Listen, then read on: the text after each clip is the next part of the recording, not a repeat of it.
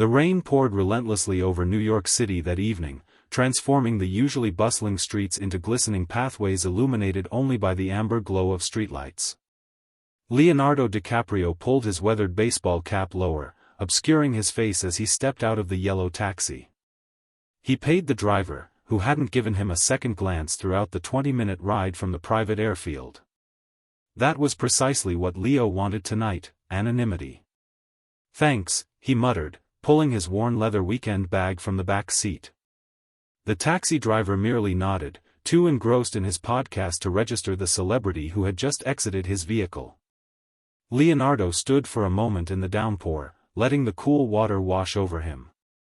He had just wrapped up 3 grueling months of filming in the remote wilderness of British Columbia for Alejandro Inarritu's latest environmental thriller. The isolation and intense method acting had taken its toll. He hadn't checked his phone in days, had grown a scruffy beard, and was wearing clothes that his character, a disgraced environmental scientist, would have worn: faded jeans with a small tear at the knee, a simple gray t-shirt underneath an open flannel button-up, and hiking boots caked with authentic Canadian mud. The Meridian Grand Hotel stood before him, its elegant Art Deco facade a striking contrast to his disheveled appearance. It wasn't the kind of 5-star establishment where he was usually expected. That was deliberate. Leo wanted to avoid the paparazzi that would undoubtedly be staking out his usual accommodations. His assistant had suggested this historical boutique hotel in a quieter part of Manhattan, known for its discretion and old-world charm. What his assistant hadn't done, however, was call ahead to make arrangements. Leonardo had specifically requested that. He wanted to handle everything himself tonight, to feel normal, if only for a few hours before returning to the whirlwind that was his life. Taking a deep breath, he pushed through the revolving doors into the warm, wood-paneled lobby. Crystal chandeliers cast a soft light over marble floors and antique furniture. A few guests lounged in plush chairs, immersed in conversation or their devices. No one looked up as Leo made his way to the front desk, water dripping from his cap and jacket. Behind the sleek mahogany counter stood a young man in his mid-20s, impeccably dressed in the hotel's burgundy uniform. His name tag read Tyler. He was focused intently on his computer screen, fingers typing rapidly before he finally looked up. His eyes narrowed slightly as he took in Leonardo's appearance, the soaked clothes, the untrimmed beard, the mud-caked boots leaving small puddles on the immaculate floor. "Can I help you?" Tyler asked, his tone carrying a distinct chill that hadn't been present when addressing the well-dressed couple before Leo. Leonardo smiled, accustomed to putting people at ease. "Yes, I'd like a room for the night, please. Something quiet, if possible." Tyler's gaze flicked over Leo once more, lingering on the worn bag and damp clothes. "Do you have a reservation, sir?" The word "sir" carried a subtle inflection that made it clear it was merely a formality.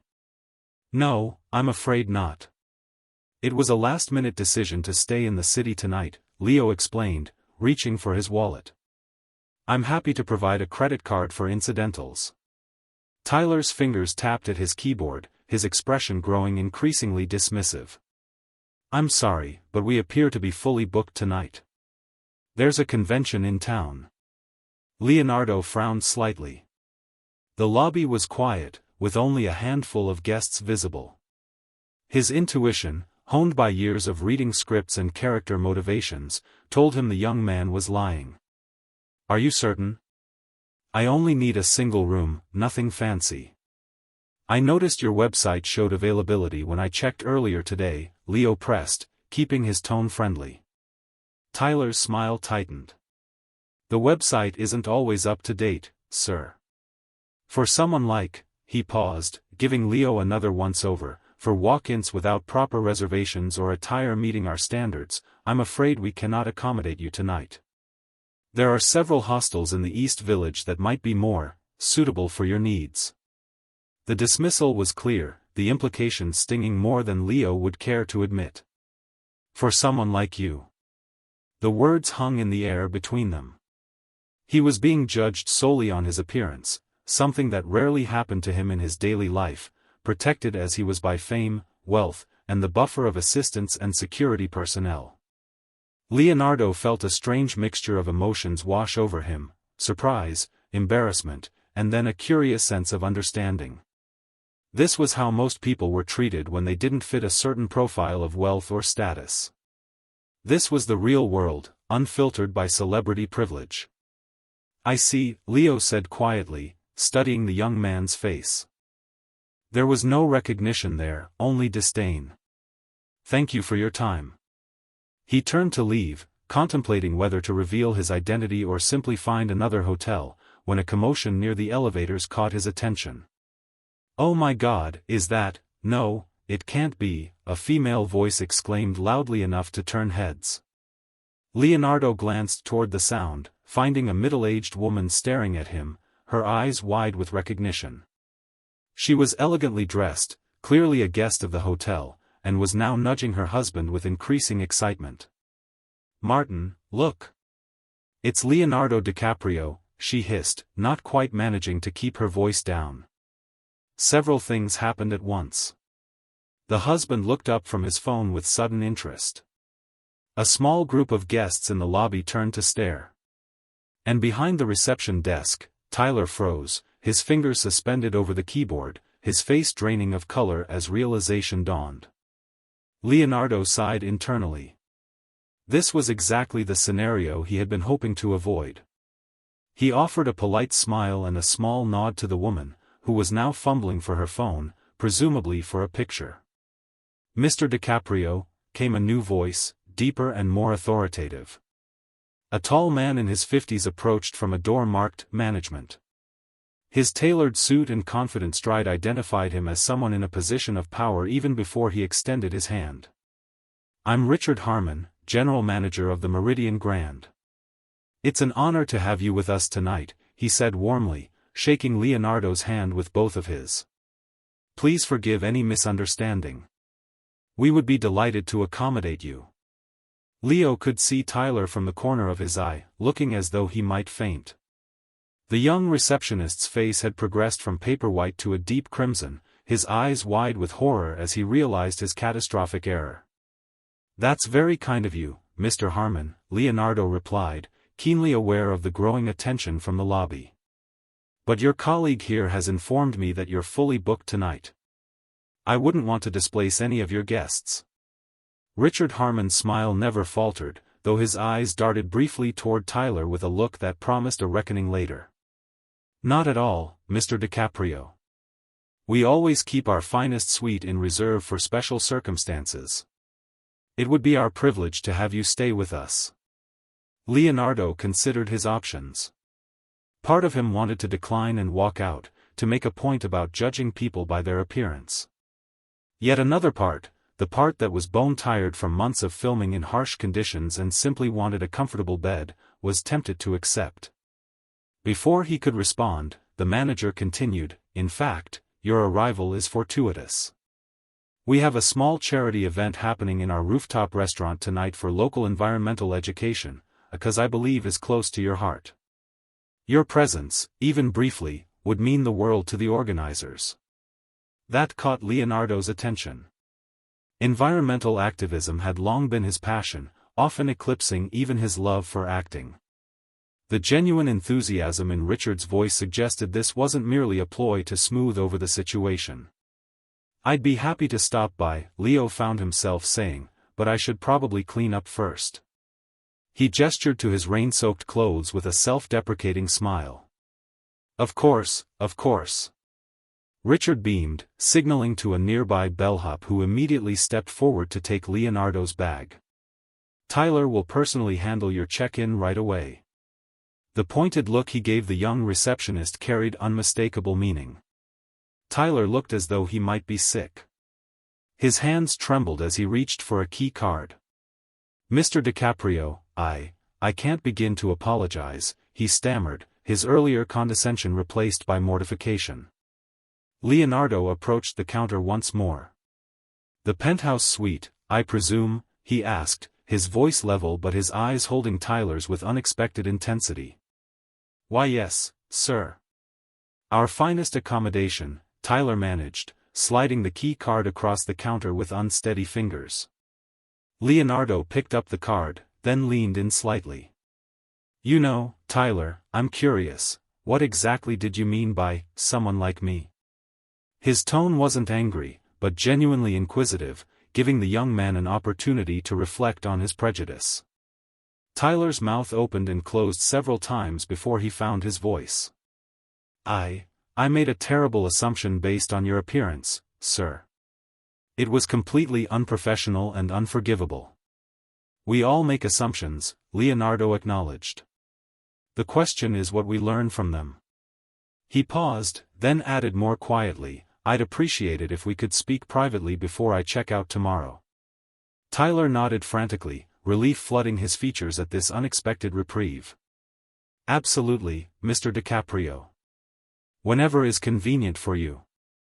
As Leonardo turned to follow the bellhop to the elevators, he noticed Richard Harmon speaking in hushed, urgent tones to another staff member, who hurried off immediately, undoubtedly to prepare for their unexpected VIP guest and damage control.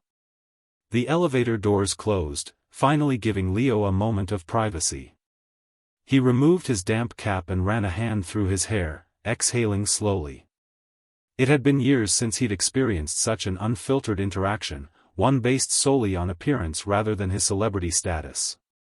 As unsettling as it was, there was something oddly refreshing about it, a stark reminder of the real world beyond his privileged bubble. "Will this be satisfactory, Mr. DiCaprio?" the bellhop asked nervously, setting Leonardo's modest bag down in what could only be described as an opulent palace in the sky. The penthouse suite occupied the entire top floor of the historic hotel, with floor-to-ceiling windows offering a panoramic view of the Manhattan skyline, now dramatic with storm clouds and occasional lightning illuminating the city. Rain pattered against the glass, creating a soothing rhythm that contrasted with the evening's earlier tension. "It's perfect, thank you," Leo replied, slipping the young man a generous tip. "And please, call me Leo." Looking both thrilled and terrified by this invitation to familiarity, the bellhop, whose name tag read Marcus, nodded enthusiastically. "Is there anything else you need, Leo?"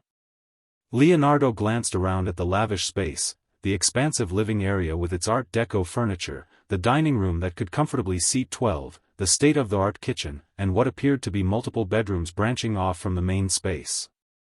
It was easily 5 times larger than the simple room he had initially wanted. "I'm fine, Marcus. Though I wouldn't say no to some fresh coffee, if that's possible," he said, suddenly craving caffeine after the long day of travel. "Absolutely. I'll have that sent up immediately," Marcus assured him, backing toward the door. "The charity event Mr. Harmon mentioned begins at 8, but of course, there's no obligation to attend if you'd prefer to rest." After Marcus left, Leonardo took a moment to simply breathe. He walked to the windows, watching the rain transform the city into a watery impressionist painting, lights blurring and stretching in the downpour. His phone buzzed in his pocket, multiple notifications from his assistant, his agent, his publicist, all wondering why he'd gone off-grid after landing in New York. He silenced the phone without checking the messages. Tonight, he wanted to be just Leonardo, not Leonardo DiCaprio, the celebrity whose every move was choreographed, documented, and scrutinized. The bathroom was a testament to luxury, with marble surfaces, a rain shower large enough for 4 people, and a deep soaking tub positioned near a window with its own cityscape view. Leo started the shower, peeling off his damp clothes and stepping under the hot spray with a grateful sigh. As the water washed away the physical remnants of his journey, his mind returned to the interaction in the lobby. Tyler's dismissive attitude had been jarring, but also illuminating. In his regular life, surrounded by people who catered to his every need, who recognized and revered him, Leo rarely experienced what ordinary people might face daily: judgment based on appearance, assumptions about worth, doors closed without explanation. There was a gentle knock at the suite's entrance just as Leo emerged from the bathroom, wrapped in a plush hotel robe. He found a silver coffee service waiting outside the door, alongside a bottle of champagne in an ice bucket and a handwritten note from Richard Harmon expressing deep apologies for the unfortunate misunderstanding and offering complimentary services during his stay. Leo brought the tray inside, pouring himself a cup of the fragrant coffee. He ignored the champagne. His phone buzzed again, this time with a text from Tom Cruise, of all people. They weren't close friends, but had mutual respect and occasionally crossed paths at industry events. Heard you're in NYC. Dinner tomorrow? I'm in town for pre-production meetings. TC. The text was typical Tom, direct, efficient, no unnecessary words. Leo typed a quick affirmative response, adding that he'd be staying at the Meridian Grand. Tom would appreciate the irony when Leo shared the evening's events. If anyone understood the strange dichotomy of celebrity, the way it simultaneously opened doors and created barriers to normal human interaction, it was Cruise. As he sipped his coffee, Leonardo contemplated what to wear to the charity event. He had packed light, not anticipating any formal occasions. His options were limited to what he had brought: another pair of jeans, a few t-shirts, a slightly nicer button-up shirt for his planned dinner with his childhood friend tomorrow. Nothing appropriate for a fundraising event. Perhaps that was fitting, he thought with a wry smile. He would attend as he was, not as the polished celebrity they were now expecting. By 8 o'clock, Leonardo had changed into his cleanest jeans and a simple black t-shirt, the least wrinkled items in his weekend bag. He ran a hand through his still damp hair, deciding against attempting to tame it. His beard remained untrimmed. Looking in the mirror, he acknowledged that he still appeared more like his rugged character from the wilderness thriller than the Hollywood star people expected at formal events. Perfect. The elevator required a key card to access the rooftop level, a security measure undoubtedly appreciated by the hotel's high-profile guests. When the doors opened, Leo was greeted by the gentle sounds of a jazz quartet and the murmur of sophisticated conversation. The rooftop had been transformed into an elegant garden party despite the earlier rain, with clear canopies protecting guests from the occasional lingering drizzle while preserving the magnificent view. Richard Harmon materialized at his side almost immediately. "Mr. DiCaprio. We're honored you could join us," he effused, extending his hand once more. "I've taken the liberty of informing the event organizers of your presence. They're beyond thrilled." "I'm happy to support a good cause," Leonardo replied, shaking the manager's hand. "Though I should warn you, I came to New York for some downtime, not publicity. I'd prefer to keep my presence low-key if possible." Richard's smile dimmed slightly, but he recovered quickly. "Of course, absolutely understandable. We pride ourselves on discretion. Perhaps you'd simply like to meet Dr. Catherine Winters? She's the director of the Urban Environmental Education Initiative we're supporting tonight. No press, no announcements." Leonardo nodded his agreement, and Richard led him through the gathered crowd. He could feel eyes turning toward him, hear the whispers of recognition spreading through the space like ripples in a pond. It was a familiar sensation, one he had learned to navigate decades ago when Titanic had catapulted him from respected young actor to global superstar overnight. Dr. Winters proved to be a passionate, articulate advocate for her cause, bringing hands-on environmental education to underprivileged schools throughout New York City. As she described the program's impact, Leonardo found himself genuinely engaged, asking questions and sharing insights from his own foundation's work. "We've found that connecting urban children directly with nature, even in small ways, creates lasting impressions that shape their relationship with the environment for life," she explained, her eyes bright with conviction. "I couldn't agree more," Leo responded.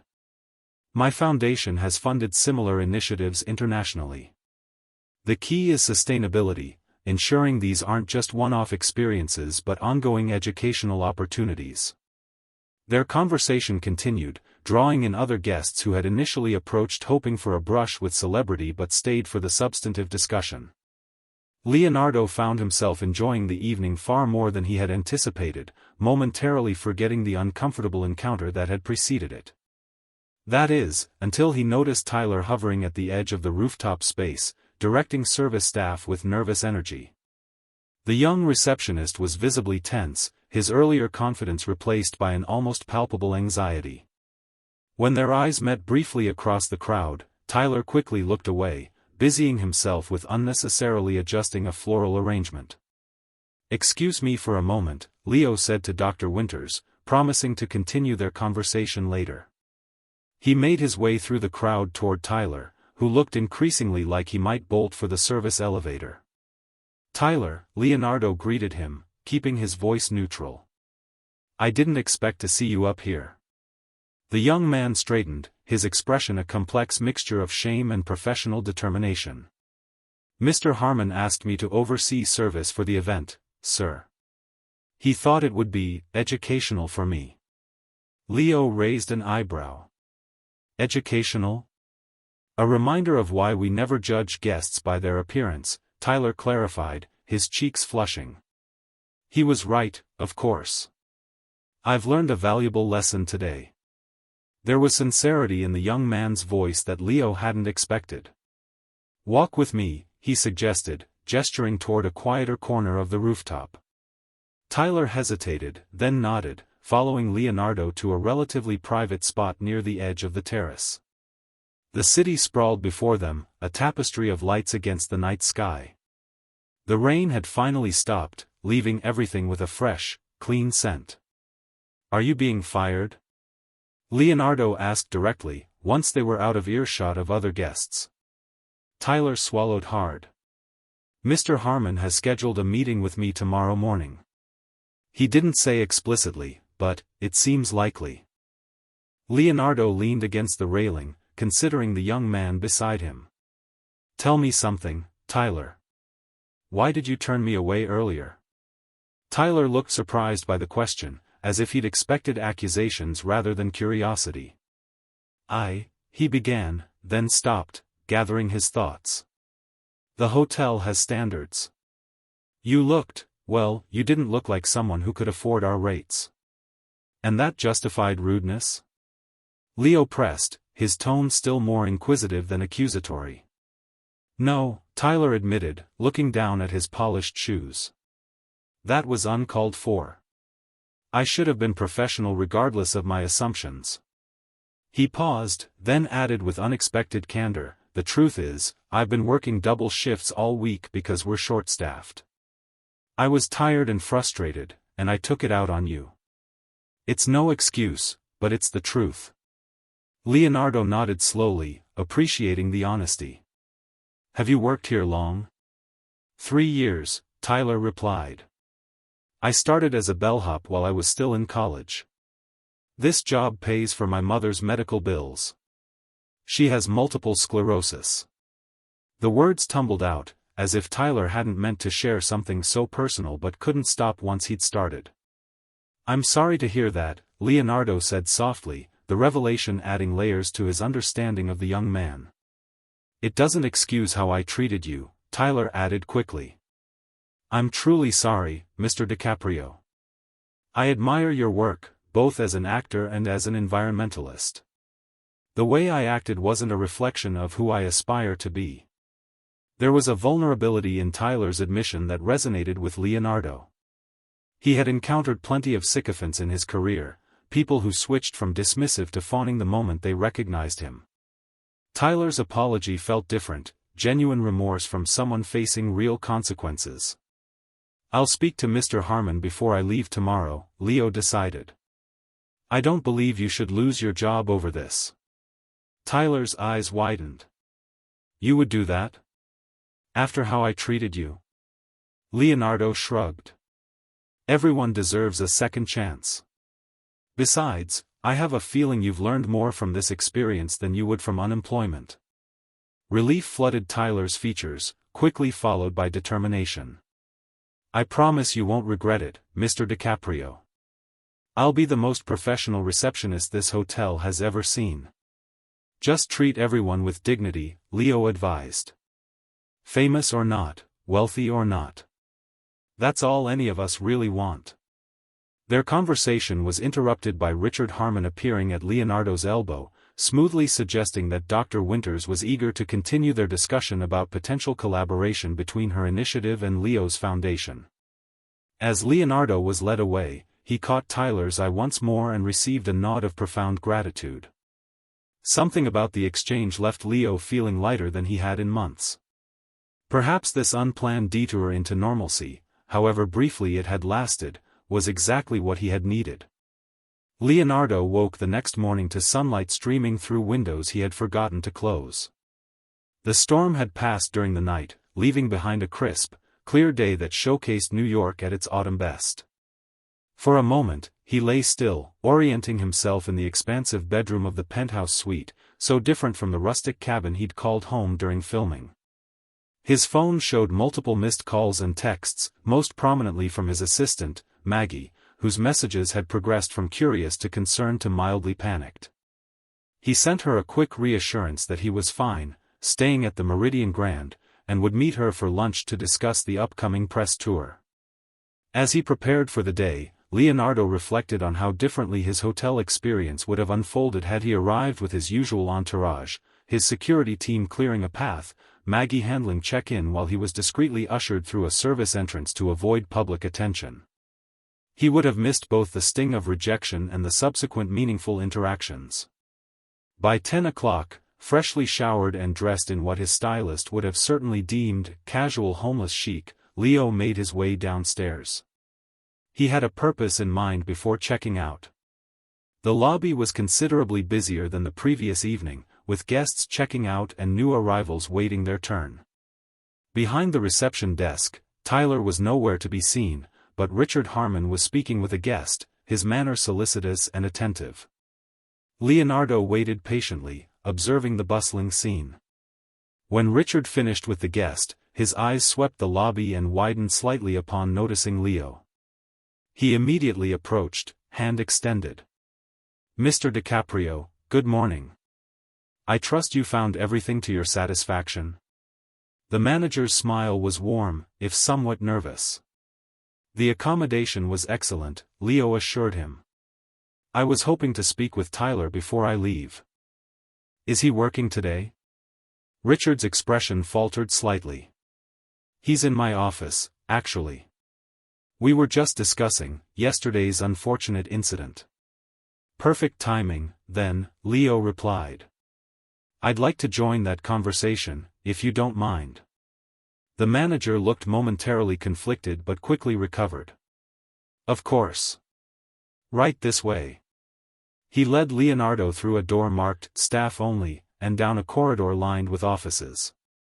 At the end of the hallway, they entered a spacious corner office with views of a side street. Tyler sat rigidly in a chair before a large desk, his back to the door. He stood quickly when they entered, his expression shifting from resignation to surprise when he saw Leonardo. "Please, sit down," Leo said, gesturing for both men to take their seats as he closed the door behind him. "I won't take much of your time." Richard settled behind his desk, while Tyler perched nervously on the edge of his chair. Leonardo remained standing, feeling oddly like he was preparing for a scene, finding the right emotional space before the director called action. "Mr. Harmon," Leo began, "I understand you're concerned about the hotel's reputation following yesterday's misunderstanding." "Absolutely," Richard confirmed. "The Meridian Grand prides itself on exceptional service and hospitality for all our guests. What happened was completely unacceptable." Leonardo nodded thoughtfully. "I agree that the initial interaction fell short of ideal customer service. However, I'd like to make it clear that I don't wish to see Tyler lose his position over this." Tyler's head snapped up, his expression a mixture of disbelief and hope. Richard appeared momentarily flustered. "That's very generous, Mr. DiCaprio, but our policy regarding discourtesy to guests is quite strict." "If I may," Leonardo interrupted gently. "There's a difference between enforcing policy and recognizing an opportunity for growth. From my conversation with Tyler last night, I believe he's not only learned from this experience but will be a better employee because of it." He turned his attention to Tyler directly. "The true test of character isn't avoiding mistakes, it's how we respond to them. Your honesty about the situation impressed me.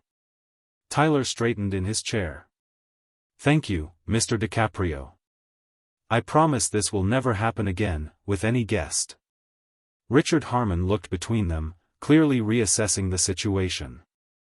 Well, if you feel that strongly about it, perhaps a formal written warning rather than termination would be appropriate. He paused, then added with a hint of inspiration, and perhaps Tyler could be involved in our upcoming staff training about unconscious bias and guest relations. I think that's an excellent suggestion, Leonardo agreed. Sometimes our most valuable team members are those who have learned difficult lessons firsthand. The tension in the room dissipated visibly. Tyler looked as though a tremendous weight had been lifted from his shoulders, while Richard seemed relieved to have found a resolution that satisfied everyone involved, particularly their celebrity guest. Thank you, Tyler said quietly, his voice thick with emotion. I won't disappoint you. Leonardo smiled. I know you won't. He turned to Richard. Now, I should probably check out. I have a lunch meeting in an hour. Of course, Richard responded, standing quickly. Though you're welcome to extend your stay, completely complimentary, for as long as you'd like. Leo shook his head. That's very generous, but unnecessary. I've already arranged alternative accommodations. This was a small lie. He had planned to stay with friends in their Soho loft, but hadn't actually confirmed with them yet. Still, it felt important not to accept special treatment beyond what had already occurred. As they walked back to the lobby, Richard discreetly arranged for Leonardo's modest bill to be adjusted, despite Leo's insistence that he would pay the full amount. Please, Mr. DiCaprio, it's the least we can do, Richard maintained. And we hope you'll consider the Meridian Grand for your future stays in New York.